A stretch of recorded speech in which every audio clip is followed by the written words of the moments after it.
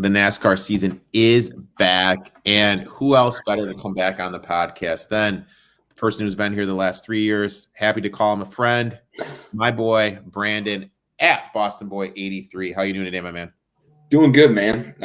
Shocked that we're back already. Like, even though I know the Clash is coming up, when you hit me up saying, "Hey, man, we need to record this week," I was like, "Doesn't seem like that long of an off season at all."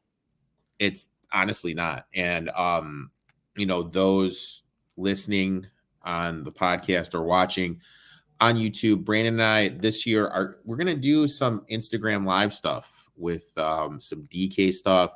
YouTube may do a watch along for one of the races. Still trying to figure out all the kinks and everything with that. Now, obviously, you can tell by his handle, he's a big Boston fan, Boston Boy 83. Need to ask you real quick before we jump into this. Thoughts on the male hire? I like it. 7-8-time Pro Bowler, drafted first round, played through Belichick, through the Belichick organization, coached with Bill for a few years. Bill not getting a job in 2024, which is the first time, or head coaching job, will be the first. If he doesn't coach at all, it'll be the first time in 50 years that Bill is not in the NFL. Tells me the Suns are going to stay in New England. So defense shouldn't change. Get you a good quarterback. We talked about the Justin Field. Like, the pieces are there. If they're executed, great. If not, we're going to be in a 2, 3, 4 year type thing. But pieces are there, and I'm optimistic about it. It's crazy this offseason NASCAR had. What are some of the big moves that kind of stood out to you? Stewart-Haas has become a powerhouse. The fact that they lose Eric Almirola, who wasn't great but not terrible, and then you lose your boy Uncle Kev. It's like, what are they going to do? How are they going to figure this out? And they go out and not only get Josh Berry from Junior Motorsports, who is phenomenal. You get Josh Berry's teammate, Noah Gragson, through Junior Motorsports.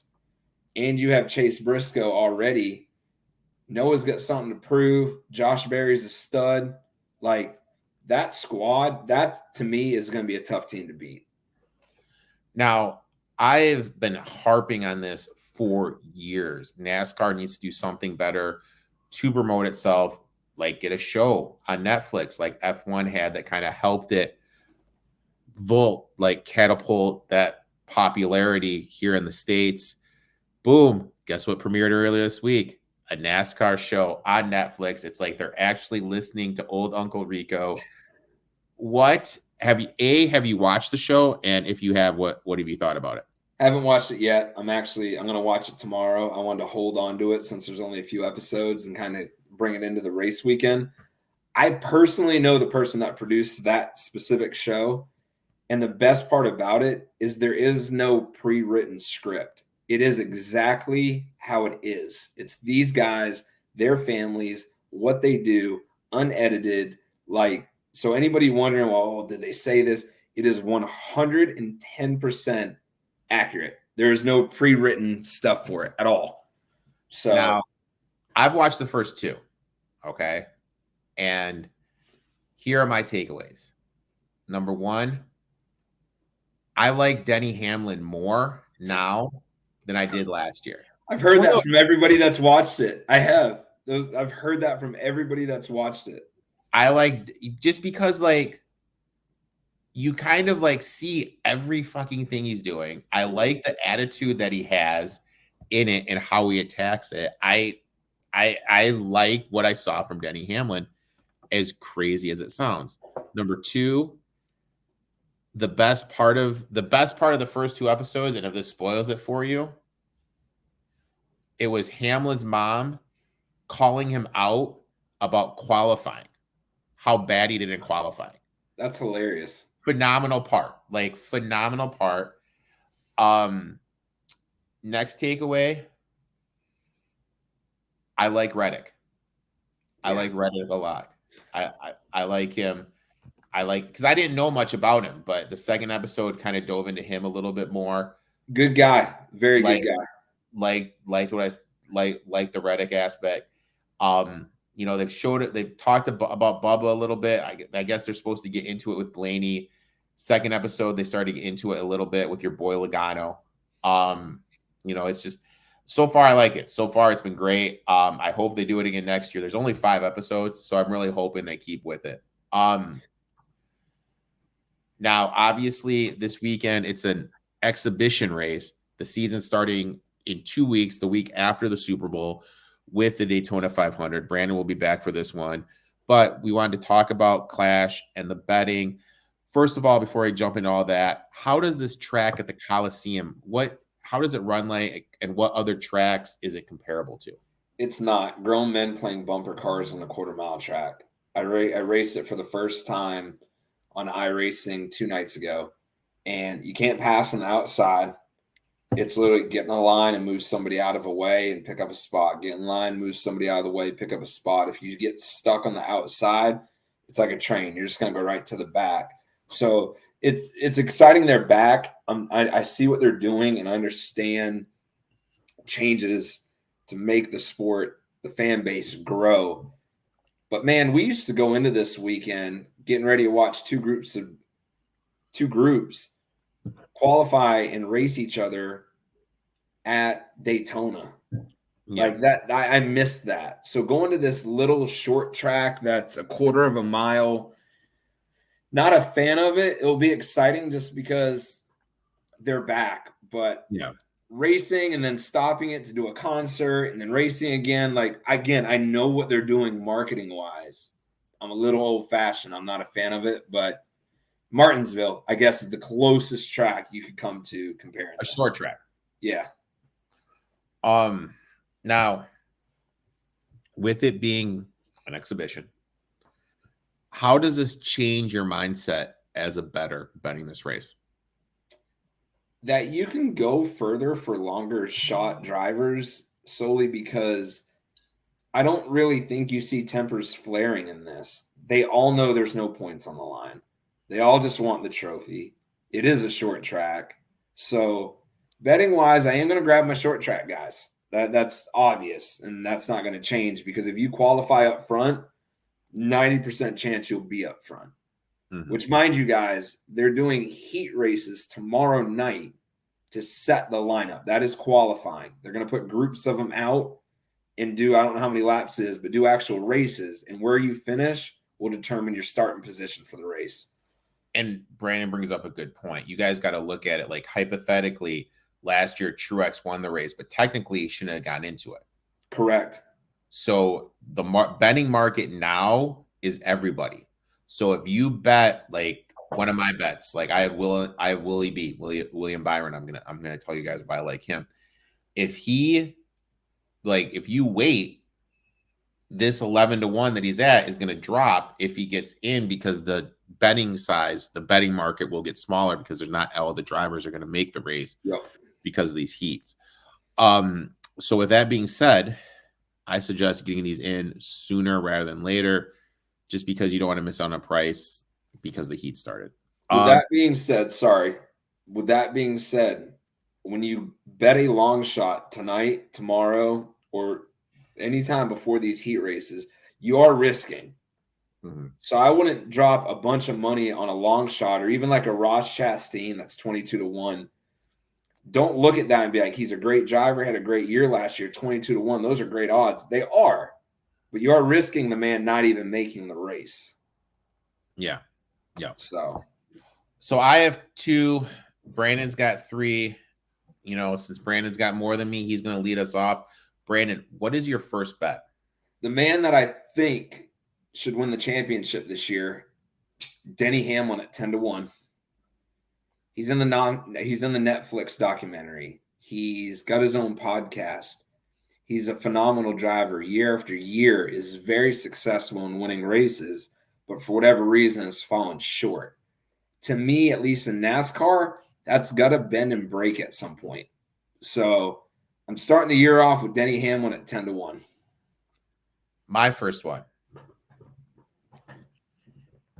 I am getting William Byron at a plus 1,100. So 11-1 on William Byron. Are you kidding me? You talked about how it plays like a short track, 5th best average finish on short tracks this year with the drivers that are in the race. Finished 10th last year at this event. On short tracks, most wins, 3rd most led laps last season, and I'm getting 11-1. You know what I mean? Like I have to bet William Byron again.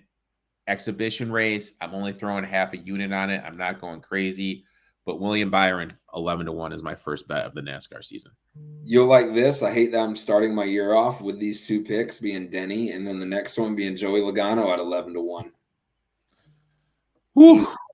Exhibition race, gloves are off. He doesn't care about upsetting anybody, and that's all I'm going to say. Joey Logano 11-1. I can't sit here and praise the guy. I like it. My next one, and geez, so you said you think Hamlin's going to win the championship this year? My prediction to be hoisting the NASCAR championship at the end of the year. Please say it. Tyler Reddick. Okay. Who do you think? 20-1? Is that what you got him at? I got 20-1 on Reddick. I like it. So finished 6th here last season. And one thing now, if you're a Bubba Wallace fan and you're listening to this, I apologize. We have seen ever since Bubba joined the 23 car and the 2311 team, every year he's improved. And I think we're going to see an absolute huge improvement this year with Reddick, just with the team he's on, being able to pick Hamlin's head and everything from the 23 car. He was good on short track, on the 45, excuse me. He was good on short tracks. 2nd year on the team. I expect we're going to see him take a huge jump forward.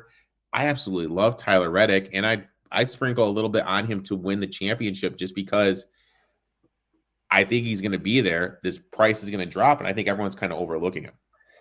Completely love the pick. Didn't see it. I'll add that to mine so that becomes 4 because I completely overpassed Tyler Reddick at 20-1.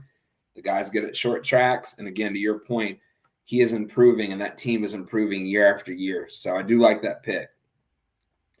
My last pick is multiple picks. I'm going to let you guys take it however you want.